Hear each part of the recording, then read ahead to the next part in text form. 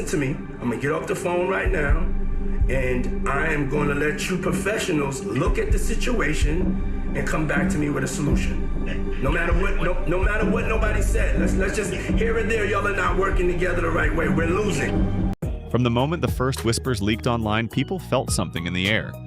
Something uncomfortable, something historic. Something that felt like the quiet before an explosion. And nobody expected what would happen next. A vault of private footage, long buried, never meant to be seen, suddenly found its way into the hands of one man who has never feared the spotlight, the backlash, or the consequences. 50 Cent. And tonight, the world is about to see the one thing Diddy never wanted anyone to watch. In the newly released Netflix documentary Sean Combs' The Reckoning, a 4-part deep dive into the most turbulent chapter of Diddy's life, 50 Cent steps into a role he's rarely played.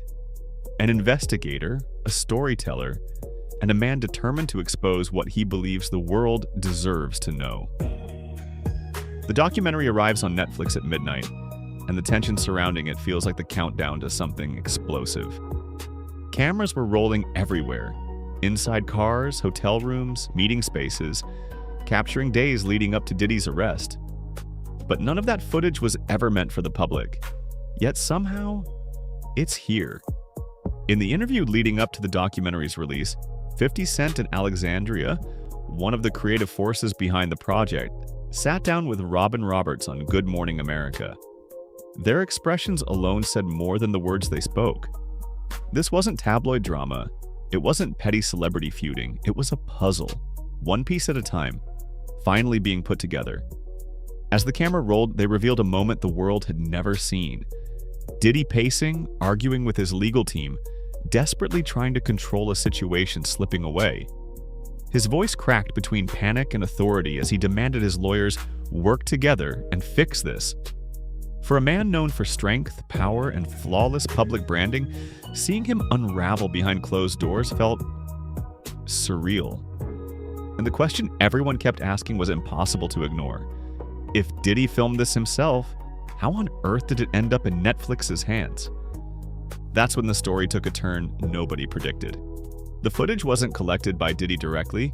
It was captured by someone else, a videographer who always traveled with him. But in those final days before the arrest, that videographer didn't show up. Instead, he sent another person to fill in, a substitute. Someone Diddy barely knew and never properly contracted. According to sources close to Diddy, this fill-in camera operator wasn't paid for the project. And when people aren't paid, their loyalty becomes unpredictable. Seeing that footage appear in the documentary was reportedly the first time Diddy's attorneys realized something had gone terribly wrong behind the scenes. As Netflix rolled out clips, edited and unedited, Diddy's team scrambled to determine whether any legal protections applied.